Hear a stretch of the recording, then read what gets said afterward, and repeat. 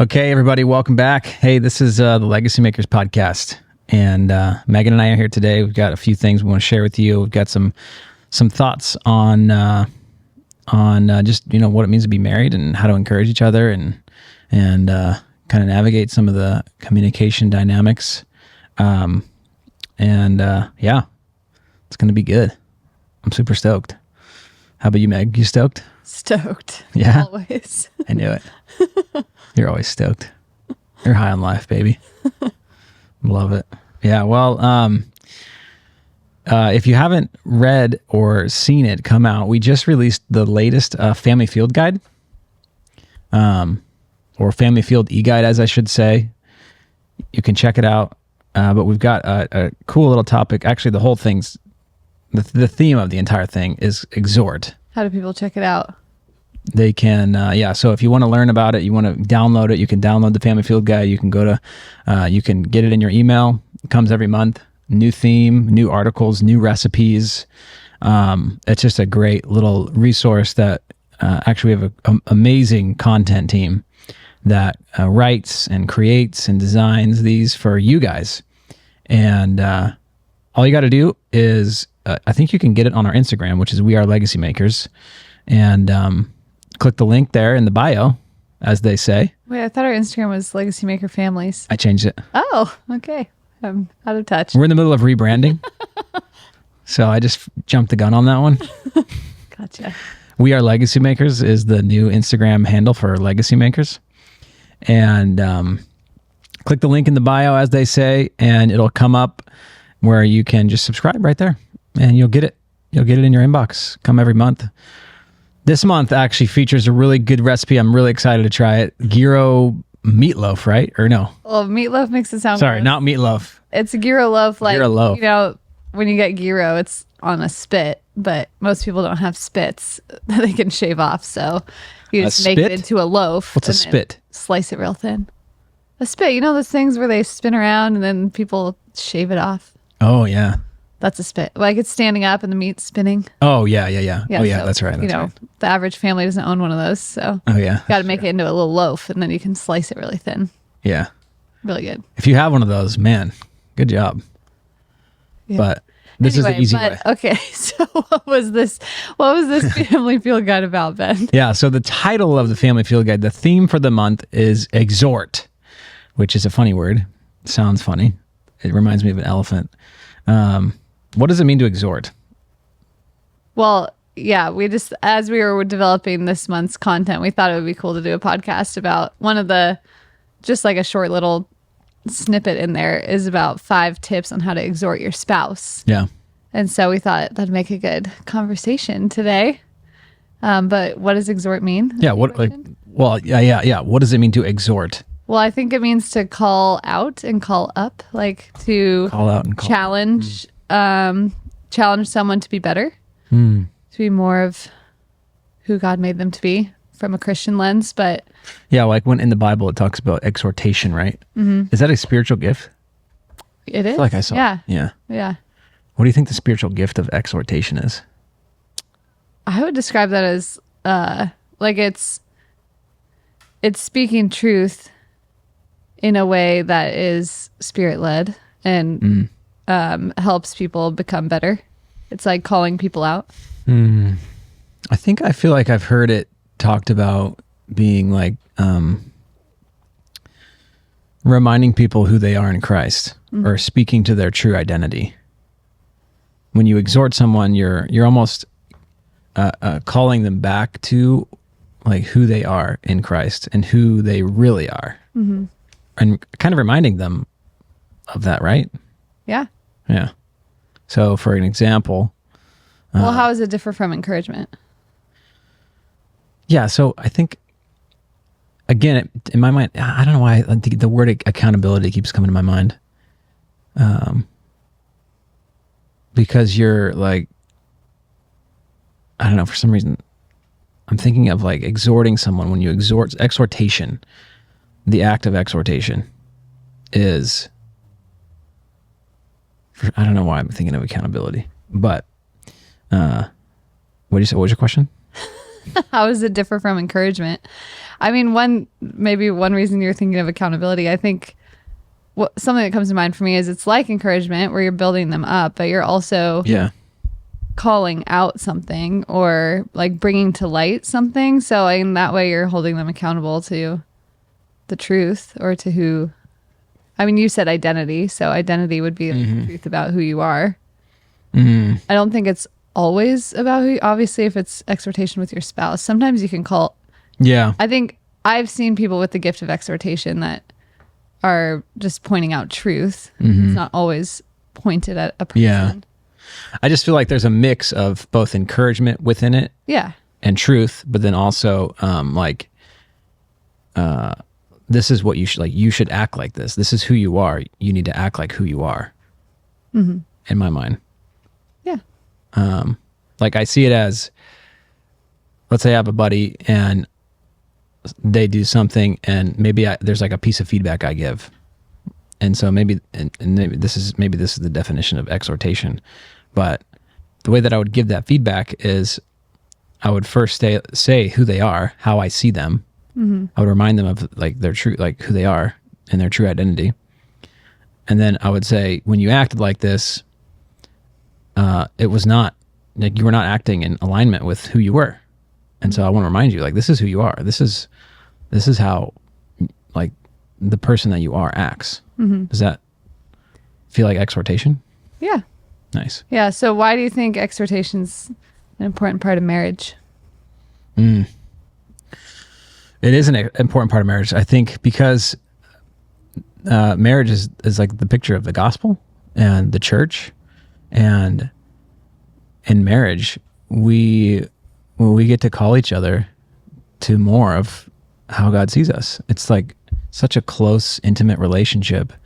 And, you know, I've heard this term of like, when you get married, it's sometimes you feel like your life becomes under a magnifying glass, because you see each other's flaws and faults more prevalently, you know, more consistently, and so it's important to exhort each other in marriage. Totally, like no one's gonna see what needs to be exhorted more than your spouse will, and no one will see you know, the hardest parts of who you are more than your spouse. So if we don't figure out a way to exhort well, then that's why so many marriages are marked more by nagging and nitpicking and criticism and all these things, because we see these things that aren't lined up with who God made them to be, but we haven't learned how to properly call them higher. That's good. And encourage them to be who God made them to be in a way that actually helps them get there, instead of just tearing them down or just encouraging them. Yeah.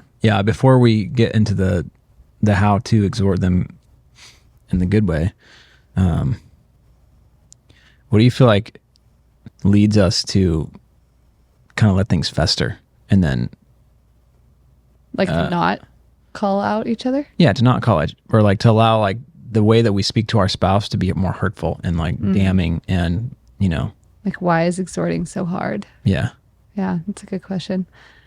I think there's so many reasons. Yeah. I think like as a whole, we don't know how to do this well. I think a lot of people haven't ever really, in their family of origin, didn't learn how to do that. And I mean, I think of our own kids. It is hard to teach a child to see something in their sibling and speak into that in a way that builds them up.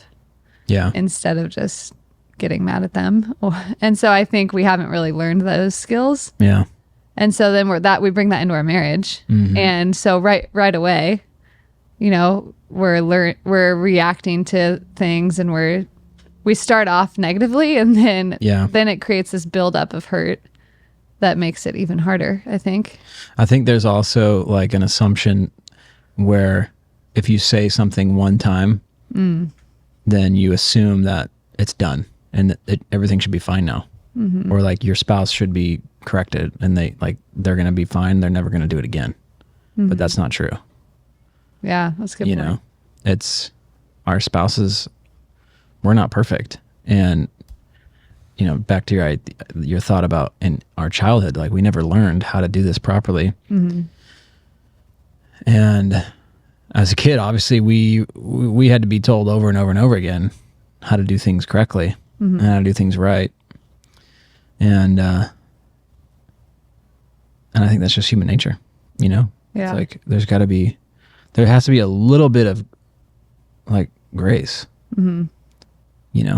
without expecting it to be perfect. Yeah, I think there has to be so also, your question of why do we fall into other forms of communicating these things? I think we do have to have a mutual commitment to trying to move towards that. Like an understanding. Sorry, move towards what? Move towards exhortation and move towards calling each other up and out. And like you said, we're not perfect. So we have to be willing to hear that and also give it. Yeah. Yeah, it's true. Yeah. So good. How do you feel like though exhorting your spouse is different from exhorting someone else? Like a friend or sibling or someone random. Do you think it's different or is it the same? I mean, I feel like with your spouse, you're probably going to need to do it more. I feel like you'll naturally have more grace for your friend. That's good. Yeah. When you get in a relationship with someone in marriage and you get comfortable with each other and get used to each other and you're with each other all the time, you I guess I don't know how to articulate this, but you just become more comfortable with yourself and like your own faults to where you probably won't have as much of a filter in your communication with your spouse than you do with your friend, because I mean, there's probably a lot of reasons for why. When you're with your friend, you don't see them as much. It might be like a breath of fresh air to you or feel like that a little bit. And maybe you have more of a tendency to people please around your friend and like be cautious and be slow with your words. Hold back what you're saying. Yeah. Yeah. To maintain the friendship potentially, because there is more of a risk there with your friend. I think like if you're in a God-fearing marriage, when you're with a friend, like they're not in a covenant with you. And so it's like, they don't have to be your friend. Whereas with your spouse, it's like you take it for granted that they're going to be there no matter what you say. I'm just thinking like when you're with your spouse, you can say something rude or hurtful and not have to worry about, like if you have a fear of abandonment, just not really have to worry about as much them like less leaving, that's so. But shouldn't that make us more cautious with our spouse in what we say because of the long-term commitment you have? I mean, yeah, it should. I just don't think that's just nature. Yeah. Why do you think it's different? No, it's great. I agree. Yeah. I think we're less guarded with each other. So then it makes it harder. But I think, but on the flip side, I think also you do know each other deeper. And so you have a unique opportunity to speak into each other's lives in a way that you wouldn't with a friend or someone else. Because you see more of them, you see more of the faults, but you also know more of how to build them up. Yeah. And hopefully you see more of who God made them to be. And so you have that unique authority and space in their life to speak into. Yeah. When you give feedback, or when you're thinking about giving me feedback, do you usually give it out of a place of wanting me to be better, or seeing the best in me, or more so wanting yourself to not be like offended, Like bothered by whatever I'm saying? Yeah. Huh. I don't know. What do you Well, think- what do you first, think? I guess, how do you feel like we do in this area, Ben? Do you think we exhort each other well? I think it's been a journey. Yeah. There was probably a good stretch of 6-7 years where it was more challenging, especially in the early days. You know, we come from different families and different upbringings where sharing your opinions and sharing your thoughts is just done differently. I'm from Kansas, and the pace of life is slower. I mean, I see California and like, I think of like the show Suits, you know, where it's like everyone's just speaking their mind and there's no filter. Okay, but not everyone in California is like that. Just location. But it's like there's this hustle out here, you know, that it's like you just got to get stuff done. It doesn't matter what they think, just say it and move on, you know. No, that's a family of origin thing, I think. I don't know. Maybe. It's more outside the Christian culture, I think, probably. Yeah. You know, whereas like for me, So how did that dynamic impact us, though? What are you Yeah. saying? yeah, so I think it made it harder for us because I was not, I've always been more cautious and when I give feedback and more slow to speak, I think, and more, I don't know, or I'll just not say it and just move on and let it fester and bottle it up and then whereas versus you're like, you know, you're expressive and you're opinionated and, you know, you have your thoughts. Yeah. And there's for a long time, not necessarily anymore, it came across as like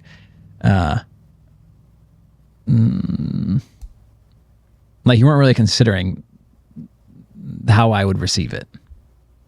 Well, I don't think in that season it was really exhortation. I would say like we're talking about, marriages tend to be marked by anything but exhortation. They tend to be marked by criticism and nagging and finding fault. And so I would say we weren't really exhorting each other Yeah. in that season. Yeah. And I think even still, I feel like we're still learning that, Oh, yeah. of just how to speak into each other in a way that helps them become more of what God wants, instead of just, like you said, instead of just something that's bothering us and that we don't want to deal with. Yeah. It's a different lens. Totally different. And it is, I think, more grace-filled and more spirit-led, Oh, yeah. instead of just noticing something that bothers you. Yeah. There's a space for both. I mean, you have to communicate things that bother you. Yeah. Not always, but they're different, two different things. Yeah. Yeah, that's good. I'm just thinking about the interaction last night. That's like where my mind is right now. Because I gave you feedback last night, and Would you consider that exhortation, though, or just feedback? it wasn't exhortation. I can be honest. I was just frustrated. And yeah, so I mean, definitely still learning here. Yeah, we all are. Yeah, but there was a period, like, it's funny. Part of our history has been like, we've kind of like been in this dance of like, you've been very expressive with your feedback, and for a long time I was just kind of absorbing it, bottling it up, and then not really sharing my feelings or my feedback. Whereas like now I feel like we're a little more balanced, and just not necessarily, I'm not necessarily talking about exhortation here. I'm just talking about feedback and communication. Okay. But I feel like at this point, we're almost at this place where in our journey, the idea of exhortation is, it's like we're healthier. And I think the idea of being able to exhort in a healthy way is more possible. Yeah. Because of some of the journey and the work that we've done. Well, I think the Right? thing about exhortation is it takes more thoughtfulness and time. It's not just something that's does. bothering you and you say it in a nice way. Yeah. It takes prayerfulness to consider what God actually sees in your spouse. Yeah. So let's get into it. Let's get into, from the Family Field Guide, the 5 tips that we had on there. Make sure you download it. Yeah. So I think I just started it off with practice noticing. So these tips are all things from our own journey that I just, Yeah. yeah, They're really good. that I have noticed in our own learnings. But the first one is practice noticing the good, which you talk about a lot, of how you it takes, you have to think about what your thoughts are focused on. And if you're going to continually notice all of the negative things in your spouse, you're going to keep noticing them. And so it is a practice to notice the good things and to continually try to see them and then think on those things and remind yourself of those things. And then you'll start seeing those things more. Yeah. On that note, how do you feel like it relates to like noticing the good, which I feel like is just maybe what is, but also noticing what could be? And how do you pair those when you're about to exhort your spouse? What do you mean? Well, like I feel like there's a difference. What I hear you saying is noticing the good is like you're just noticing the amazing qualities of your spouse, right? Of what you see, what you observe, what you think, what you like about them. It doesn't have to be amazing though. This is the point, is like it could be something so small. You know, like maybe you're constantly annoyed that they're not doing something, but instead you focus on like the few small things they are doing, because then it reframes your mindset. Yeah. So it's not, but I see what you're saying. It's not just noticing the things they're doing or not doing. It's like who they are. Yeah. Noticing. Yeah, exactly. Thinking about who they are or who God has called them to be. How do you go about doing that? About what? Doing what? Noticing who they are. That's good. I think prayer. I think like,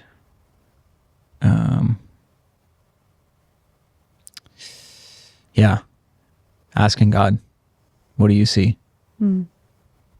What is their identity? We've had conversations like that. We know who each other are. We have like our own identity statements. So it's maybe thinking about that, how they've articulated how God sees them, if you've had that conversation. But yeah, I think that's where I would start. I would ask God, like, Lord, how do you see this person? How do you see my wife? Yeah. What do you see in her that I don't? Give me your vision for my wife. Give me your eyes for my wife. You know? Yeah. What would you do? That should have been tip number 1. Pray. Well, it's in there. Noticing the good. Pray. You know, pray, yeah. Ask God.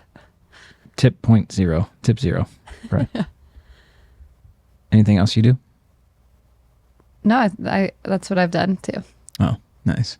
That's good. I think also I've written down those things, because then I think in seasons where it's been really hard to remember those things about you, then I've been able to read it because it's written down. Like whether it's things you've told me or things that God has shown me in times of praying for you. And then it's easier to, I feel like the easiest time to exhort your spouse is like in writing them a note, because it gives you more time to think as you write. Yeah. But then you can call them into who they are because of what you remember, things that God has said about them. Yeah. So, okay, tip number 2 is remember Hebrews 12:15. Hebrews 12:15. Megan, you've got to memorize. Yeah. So it's see to it that no one misses out on the grace of God, and that no bitter root grows up to cause trouble and defile many. I love that. I love the first part. See to it that no one misses out on the grace of God. Yes. I just think about like, what is the grace of God? What does it feel like to be in God's grace? You know? Yeah. And I think that's a great place to start, because there's always going to, no one's perfect. There's always going to be things that people aren't doing in their true identity. And so we have to start from a point of grace and knowing, like, even like you said, it's not just going to take one time of speaking into someone's life. It's going to be repeated, because we all need God's grace. And going to that place first, instead of irritation or bitterness, to instead just give grace. And like we were just talking about this last night too, like a lot of times. So this verse is one for me that I have gone to a lot. And I think a lot of times I'm like, oh gosh, I got to talk to him about this. And then this verse I tell myself, and then I'm like, you know what? I don't actually. I can have grace for him in this area. Huh. And so I think a lot of times we think we need to speak into something, but once we realize it's actually, they're covered in God's grace. We don't have to call everything out. Yeah. Some things we do, but not everything. And so I think starting there actually almost eliminates a lot of the places that could be conflict or places that need to be addressed in your mind. Yeah. Do you feel like there's an element where you can, like, so to allow them to experience grace and to give grace when you don't want to? Like, is there a way that you can kind of experience consolation from the Lord to where he can kind of give you relief in a sense? For sure. Yeah. I mean, I think So that you can give grace? I think we can only give grace to people, to anyone, like not just our spouse, but to anyone. Like knowing God's grace for us and knowing that like we're all a work in progress. And so, and knowing that like God is the one in charge of that change and of that journey. And so, yes, we can exhort people and we can speak into people's lives, but ultimately it's God who's going to change their hearts and change their motives and change their desires. And so I think reminding ourselves of that truth, that see to it that no one misses out on God's grace. I mean, okay, yeah, they're God's. Yeah. This is God's grace. It's not me that needs to do anything to change them. And so, God, how do you want to use me? How do you want to use me in your grace? How do you want me to be like an avenue of your grace in this person's life? Wow. So, and sometimes it's saying nothing. And sometimes then he gives us insight and wisdom on how to do that. Yeah. Sometimes it's instead of providing a critique, it's providing an encouragement. Yeah. Or like an affirmation. Yeah. Or practical help or Yeah. Or prayer. Or prayer. Yeah. Maybe Okay. it's just The other praying side of that someone. verse was what? That no bitter root grows up to cause trouble and defile many. The no bitter. Yeah. That one.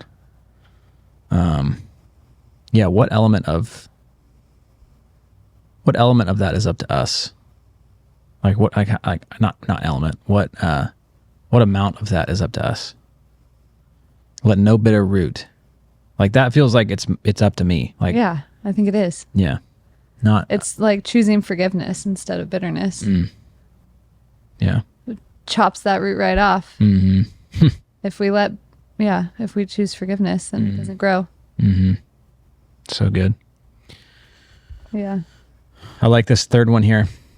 So we've got number 1, practice noticing the good. Number 2, remember Hebrews 12:15. Number 3, I wrote it as, which I think it's different on the Family Field Guide, but It is. I kind of like this way. I like mine better. You do? I like mine better. 3 affirmations to 1 critique. What's yours again?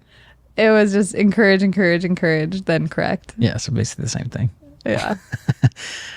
Give 3 encouragements and then correct. Is that your idea? Yeah. It's the same thing. Yeah. Yeah, that's good. That's just a good mental note. Like if you feel like, One you love. What? I don't do as well as you.